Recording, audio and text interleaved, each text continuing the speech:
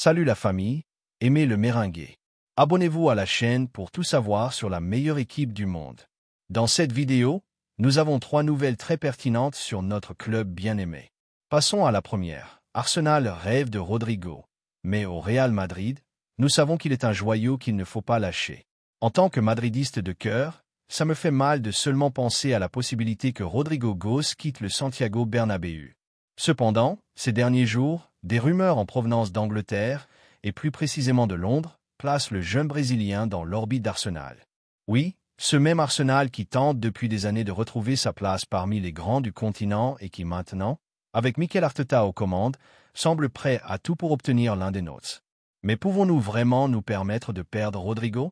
Rodrigo vit un moment charnière dans sa carrière au Real Madrid. Depuis son arrivée du Santos, son évolution a été constante. Il n'a pas été recruté comme une superstar, mais en peu de temps, il a démontré qu'il était fait pour les grands scénarios.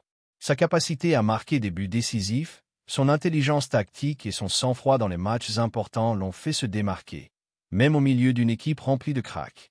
N'oublions pas ses nuits magiques en Ligue des Champions, surtout cette performance inoubliable contre Manchester City en 2022, où ses buts ont maintenu l'équipe en vie lorsqu'elle semblait être contre les cordes. Ce type de joueurs qui apparaissent au moment clé ne sont pas nombreux. Rodrigo a cet ADN madrilène, ce quelque chose de spécial qui le relie à l'histoire glorieuse de ce club. Il est vrai que l'arrivée de Kylian Mbappé et la croissance imparable de Vinicius Junior ont rendu la compétition en attaque plus féroce que jamais. Avec Jude Bellingham dominant le milieu de terrain offensif et Mbappé occupant probablement une place de titulaire la saison prochaine, il est naturel que Rodrigo se sente en partie déplacé. Cependant, dans un club comme le Real Madrid, où l'exigence est maximale et où la saison peut comporter jusqu'à 60 matchs, il y a de la place pour tous ceux qui apportent qualité, engagement et mentalité gagnante, et Rodrigo remplit ces 3 critères. Depuis l'Angleterre, Arsenal prépare une offensive importante pour le recruter. Les médias britanniques assurent qu'il y a déjà eu des contacts préliminaires entre l'entourage du joueur et le club londonien, et que l'offre serait millionnaire.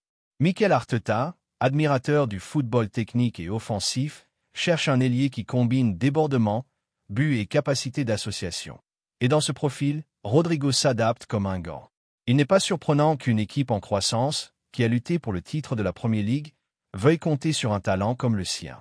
Néanmoins, pour nous, les madridistes, Rodrigo représente bien plus qu'une pièce transférable.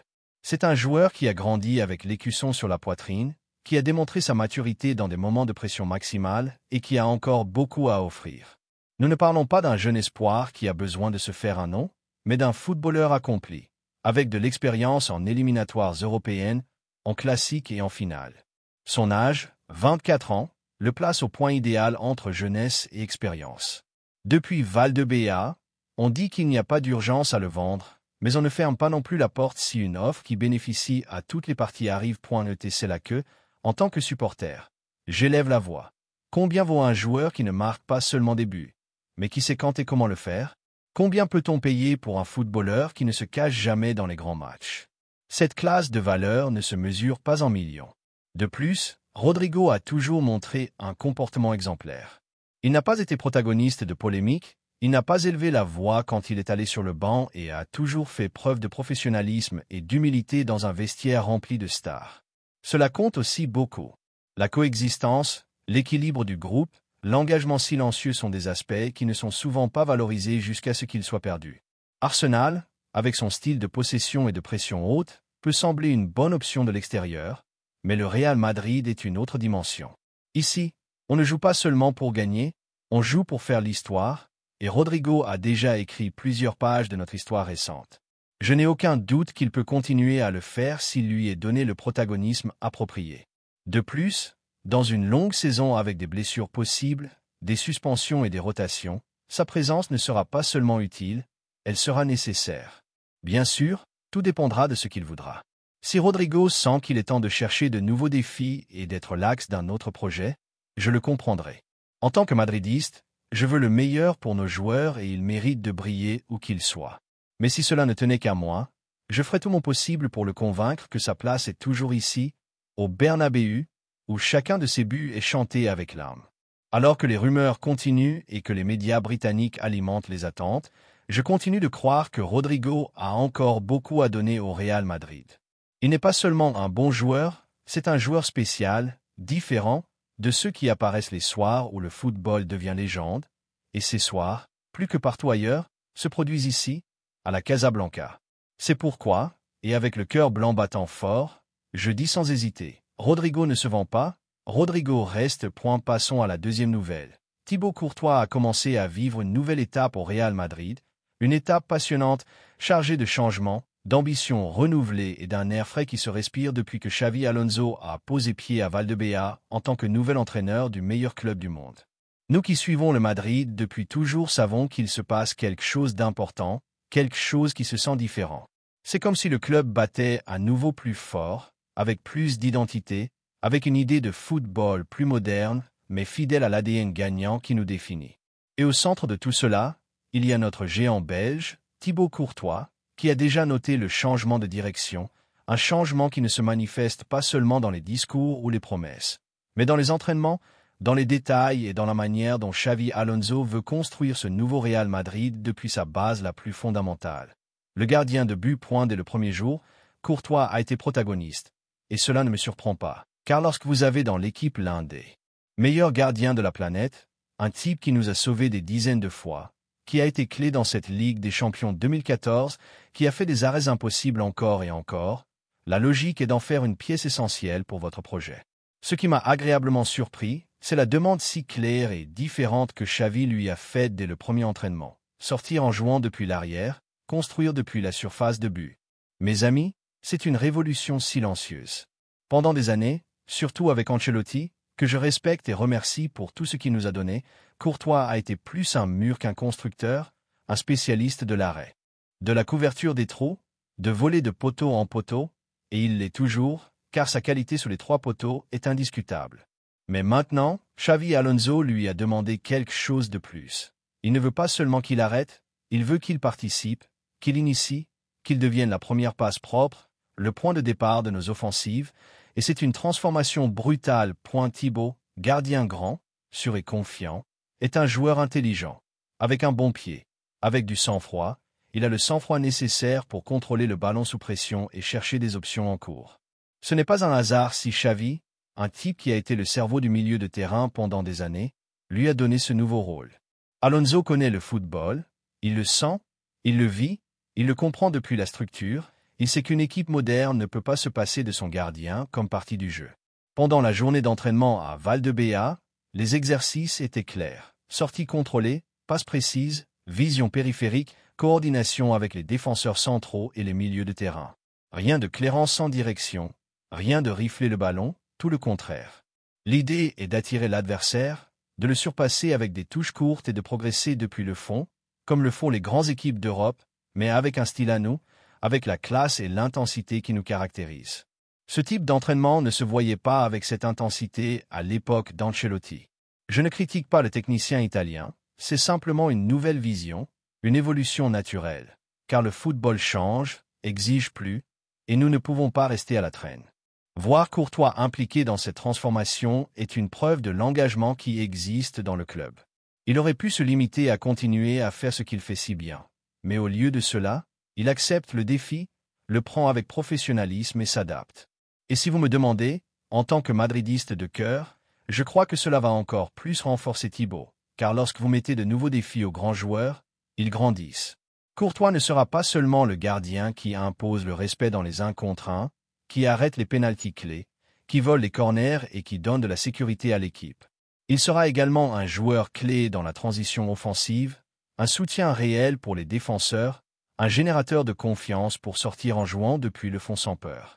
Il y a quelque chose de spécial dans ce Real Madrid qu'ils sont en train de faire avec Xavi Alonso.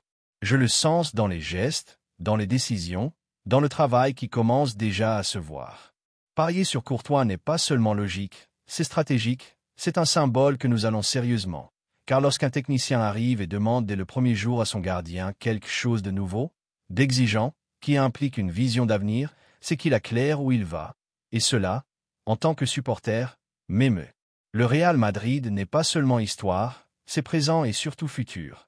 Et ce futur commence à s'écrire maintenant même à Valdebea, avec des entraînements qui ont du sens, des joueurs engagés et une idée de jeu qui va au-delà du talent individuel. Car oui, nous avons des cracks dans toutes les lignes, mais maintenant nous allons avoir une équipe qui joue de mémoire, du gardien jusqu'au dernier attaquant. Et au milieu de cette transformation, j'aime savoir que Courtois est une partie fondamentale du projet. Je ne l'échangerai contre aucun autre. Il a tout pour être le gardien et le constructeur du nouveau Madrid, il a de l'expérience, des réflexes, de la technique et maintenant plus que jamais du protagonisme avec le ballon au pied. Je n'ai aucun doute qu'il sera l'un des grands noms de cette étape.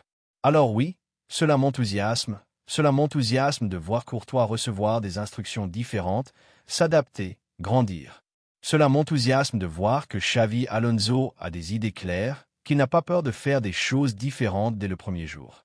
Cela m'enthousiasme que le Madrid fasse des pas fermes vers une nouvelle façon de jouer sans renoncer à son essence, car lorsque le Real Madrid évolue, le monde du football tremble.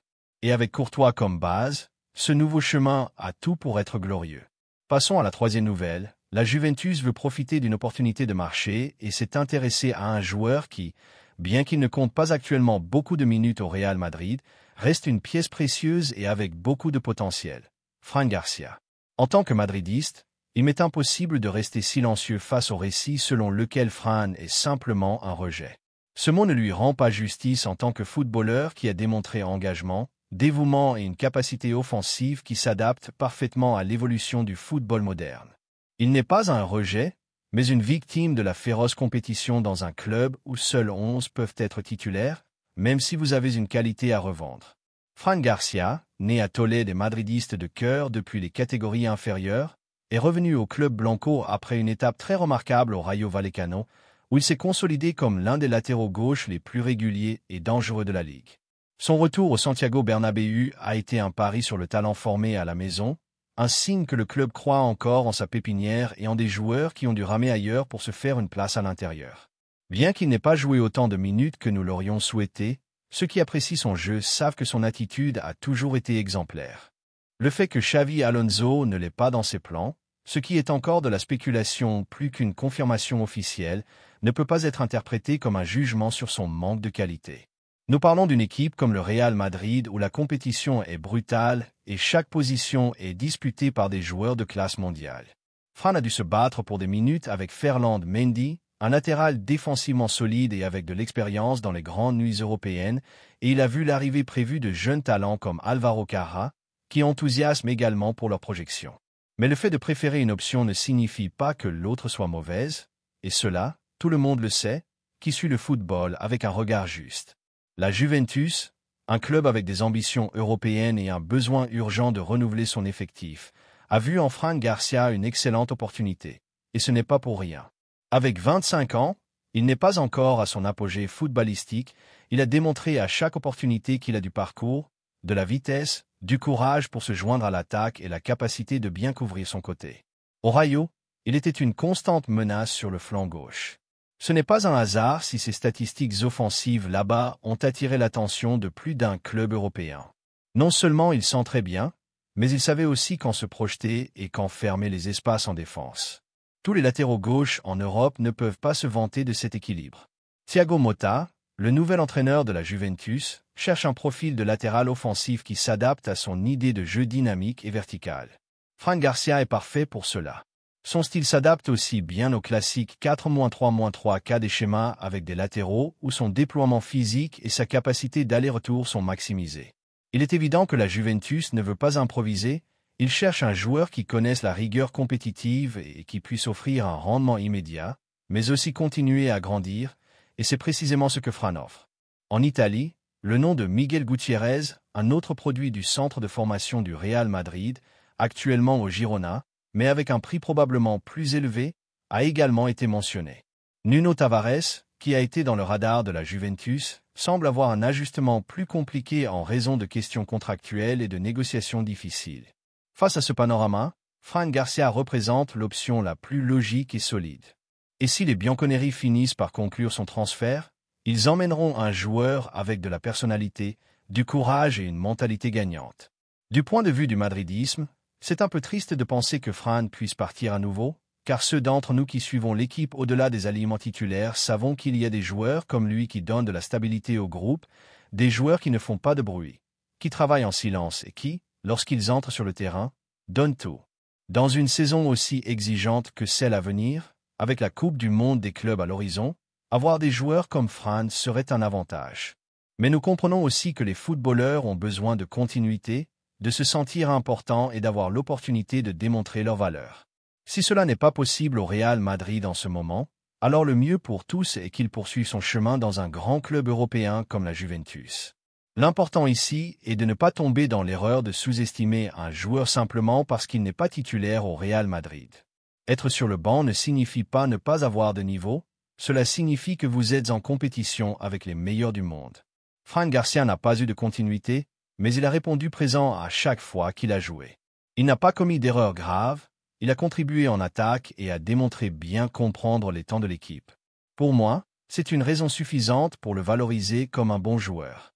Ainsi, s'il finit finalement à Turin, je lui souhaite le meilleur, mais je clarifie aussi que celui qui emmène Fran n'emporte pas un rejet, mais un footballeur avec de la projection, de la fin de gloire et beaucoup de football dans ses crampons. Et attention, ce ne serait pas la première fois qu'un joueur quitte le Real Madrid à la recherche de minutes et finit par briller ailleurs, au point d'être finalement récupéré ou au moins reconnu pour sa valeur plus tard. Fran Garcia a tout pour que cela se produise. En résumé, sans faire de résumé, ce que je veux clarifier en tant que madridiste, c'est que Fran Garcia mérite du respect. Il n'est pas simplement une pièce à déplacer sur l'échiquier, c'est un joueur qui, avec des opportunités, peut performer à un haut niveau. Et s'il ne peut pas le faire ici, je suis heureux que ce soit dans un grand club comme la Juventus, car le football, à la fin, met chacun à sa place, et la place de Fran n'est pas l'oubli. Mais le terrain, courant sur ce flanc gauche comme il sait le faire, avec courage, vitesse et cœur.